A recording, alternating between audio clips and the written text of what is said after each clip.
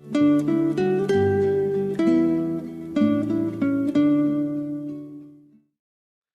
오늘도 사무엘상 16장에 기록된 이 말씀을 통해서 하나님께서 주시는 은혜를 우리가 함께 나누기를 원합니다. 여러분이 사무엘상 16장 말씀에는 이 하나님께서 새로운 일꾼을 선택하는 장면이 기록이 되어 있습니다. 이 하나님께서는 사울을 버리시고 이제 새로운 일꾼을 선택을 하게 됩니다. 하나님께서는 이 사울 때문에 마음 아파하고 있는 이 사무엘을 불러서 이 베들레헴이라는 곳으로 보내게 됩니다. 그리고 그곳에 있는 이 이새라는 사람의 집에서 이 한 사람을 왕으로 선택했다고 말씀을 합니다. 그래서 이 사무엘이 유다 땅에 있는 이 베들레헴으로 들어가게 됩니다. 여러분, 당시만 해도 이 베들레헴은 시골 동네라 이 영적인 지도자였던 이 사무엘이 사람들과 함께 이 베들레헴으로 들어오는 것은 이 보통 일이 아니었습니다. 그래서 그 작은 동네에 장로들이 다 나와서 이 사무엘을 맞이하게 됩니다. 여러분, 4절 말씀에 보시면 이 사무엘이 여호와의 말씀대로 행하여 베들레헴의 이름에 성읍 장로들이 떨며 그를 영접하여 이르되 평강을 위하여 오시나이까 라고 말씀을 합니다. 여러분, 이 시골 동네에 이 당시 영적 지도자였던 이 사무엘을 맞이하는 것은 두려운 일이었습니다. 그래서 이 장로들이 떨면서 말을 합니다. 평강을 위해서 오시나이까? 좋은 일입니까? 나쁜 일입니까? 물어보는 것입니다. 여러분, 5절 말씀에 보시면 사무엘이 내가 평강을 위해서 왔다 하면서 내가 이새의 집 사람들 중에 한 사람을 지도자로 세우려고 하니 이새의 집 사람들을 다 초청하라고 명령을 합니다. 상황이 이렇게 되었다면 이제 이새의 집 사람들은 아마 난리가 났을 겁니다. 이 시골에서 목축을 하던 집에 이 나라의 지도자가 나와서 이 나라를 위해 일할 사람을 찾는다고 할 때 누가 뽑혀갈까? 이 이새의 아들들은 서로 잘 보이려고 열리를 제쳐놓고 달려왔을 겁니다. 그리고 이 사무엘이 하나님의 말씀대로 이 이새의 아들들을 한 사람씩 만나기 시작합니다. 여러분, 6절 말씀에 보시면 이 첫 번째 아들 엘리압을 보았을 때 그의 외모가 준수하고 잘생겼기 때문에 하나님께서 예비한 일꾼인가 이 사무엘이 생각을 하고 있을 때 하나님께서 사무엘의 마음에 말씀하십니다. 여러분, 7절 말씀에 보시면 여호와께서 사무엘에게 이르시되 그의 용모와 키를 보지 말라. 내가 이미 그를 버렸노라. 내가 보는 것은 사람과 같지 아니하니 사람은 외모를 보거니와 나 여호와는 중심을 보느니라 하시더라 라고 말씀을 합니다. 여러분, 이 사람은 눈에 보이는 외모를 보고 사람을 판단하지만 이 하나님께서는 그 중심을 본다고 말씀을 합니다. 여기 중심이라는 말은 마음, 속마음, 이해력이라는 말입니다. 그리고 이 둘째 아들 아비나답도 아니라고 말씀하시고 이 셋째 삼바도 아니라고 말씀하시고 이 7명의 아들들을 다 보았지만 하나님께서는 아니라고 말씀하십니다. 그때 이 사무엘이 이새에게 물어봅니다. 당신의 아들이 여기에 다 왔느냐라고 물어봅니다.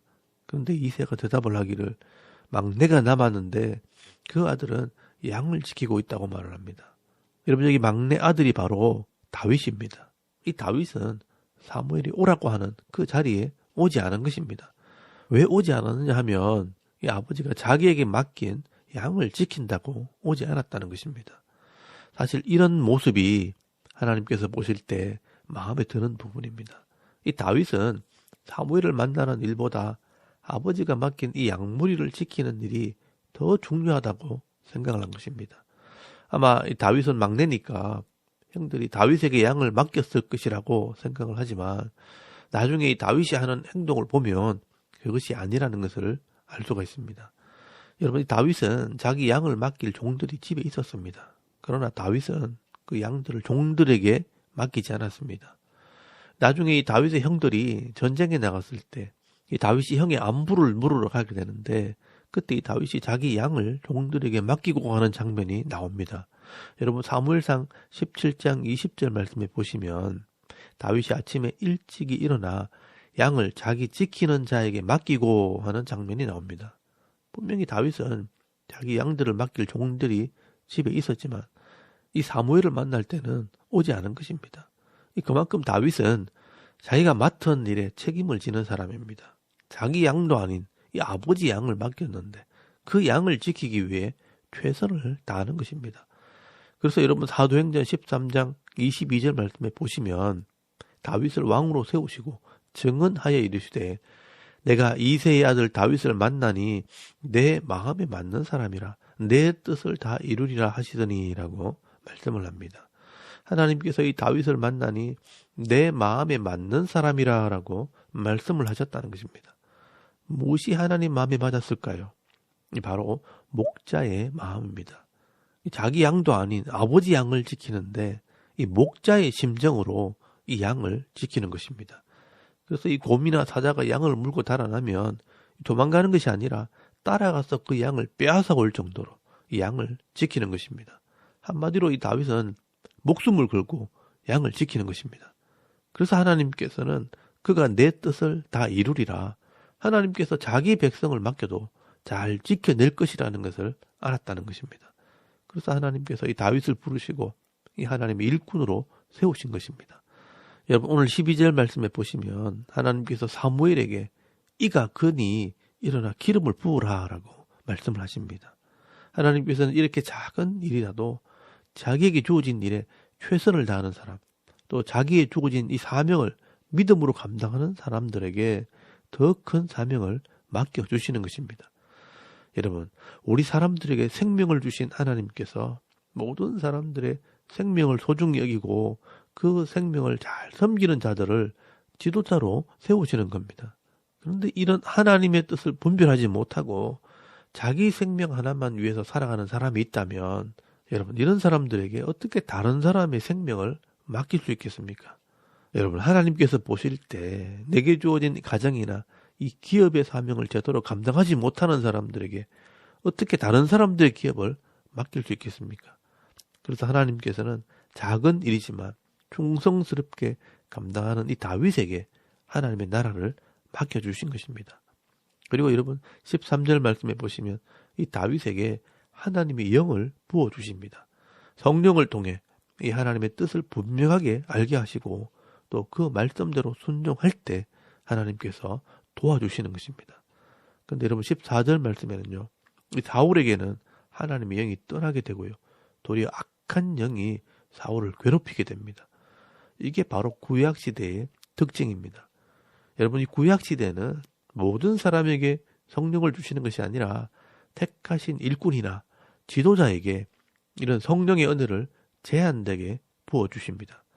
그리고 이제 다윗에게 이런 하나님의 영, 성령이 임하게 되었다는 것을 증거하기 위해서 이 사울이 악신이 들려 괴롭힘을 당할 때 다윗이 수금을 연주하면요. 이 악한 영이 떠나게 되고요. 또 사울의 마음이 상쾌하게 되는 사건이 있었다는 것도 말씀을 하게 됩니다. 여러분 23절 말씀에 보시면 하나님께서 뿌리시는 악령이 사울에게 이를 때 다윗이 수금을 들고 와서 손으로 탄즉 사울이 상쾌하여 낫고 악령이 그에게서 떠나더라라고 말씀을 하고 있습니다. 여러분 이 구약시대는요. 이렇게 제한된 사람에게만 성령을 부어주심으로 이 하나님의 뜻을 분별하고 또 하나님 나라의 일을 하게 됩니다. 이렇게 하나님 나라의 일이라는 것은 다윗이 갑자기 무슨 능력 있는 사람으로 변해서 일을 하는 게 아닙니다. 다윗은 여전히 연약한 인간이지만 하나님께서 성령을 통해 다윗을 깨닫게 하시고 또 하나님 말씀을 순종하게 할 때 하나님께서 일하시는 것입니다. 우리가 이것을 오해하면 안 됩니다.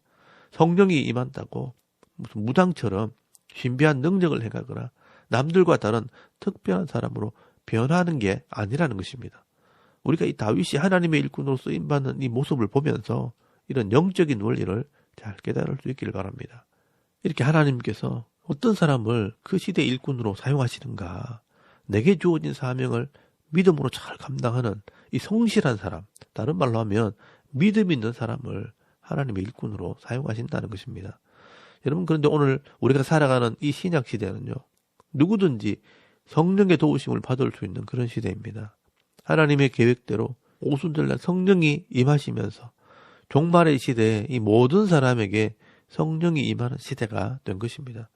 그렇다면 어떤 사람에게 이 성령의 은혜가 임하게 되는가? 여러분이 다윗처럼 하나님 말씀에 순종함으로 정직하고 성실하게 내게 주어진 사명을 잘 감당하게 될 때 하나님께서는 그런 믿음의 사람들을 통해 일하시고 그 사람의 믿음의 지경을 넓혀주시는 것입니다. 그래서 이런 하나님의 일꾼들은 나만을 위한 삶이 아니라 나 자신도 행복하고 다른 사람에게도 은혜를 끼치는 삶을 살게 하시는 것입니다.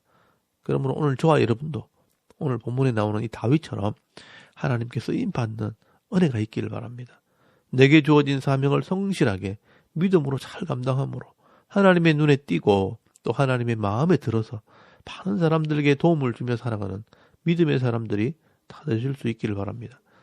그러기 위해서는 하나님께서 우리 각자에게 주신 사명이 무엇인지 깨닫고 그 사명을 잘 감당해야 합니다.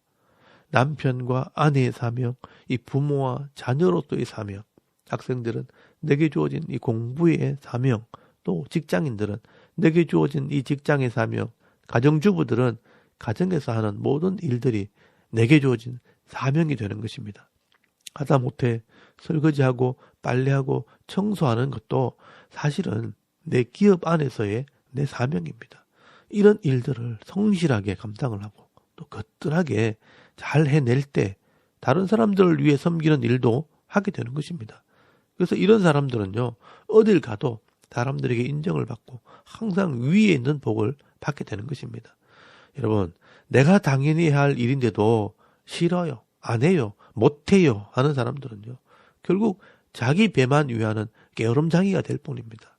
여러분, 잠언서 12장 24절 말씀에 보시면요, 부지런한 자의 손은 사람을 다스리게 되어도 게으른 자는 불임을 받느니라 라고 말씀을 합니다. 그리고 잠언서 13장 4절 말씀에도 보시면 게으른 자는 마음으로 원하여도 얻지 못하나 부지런한 자의 마음은 풍족함을 얻느니라 라고 말씀을 합니다. 여러분, 오늘 이 버림받은 이 사울의 모습과 하나님의 마음에 합한 자로 하나님께 부름받는 이 다윗의 모습을 보면서 하나님 마음을 깨달을 수 있길 바랍니다. 오늘 저와 여러분 인생 중에 내게 주어진 사명이 있다면 믿음과 성실함으로 잘 감당하셔서 이후에 남은 생애를 살아갈 때는 많은 사람들에게 덕을 끼치고 은혜를 나눠주며 항상 머리가 되고 위에 있는 복을 받아 누리며 살아가는 저와 여러분의 이런 영적인 삶의 모습이 되실 수 있기를 주의 이름으로 축원합니다. 아멘. 우리 잠깐 기도드리겠습니다. 오늘도 내게 주어진 이 사명이 무엇인지 깨닫고 이 사명 감당하면서 복을 받는 하루가 되게 하옵소서. 또 나라와 민족과 이 교회와 가정과 또 자녀들을 위해 중보기도 하시고 또 개인의 기도 제목을 따라 기도하고 오늘 하루 삶을 또 시작할 수 있길 바랍니다. 다 같이 우리 하나님께 한번 기도드리겠습니다. 살아계신 하나님, 은혜를 감사합니다. 오늘도 이 아침에 하나님을 예배하게 하시고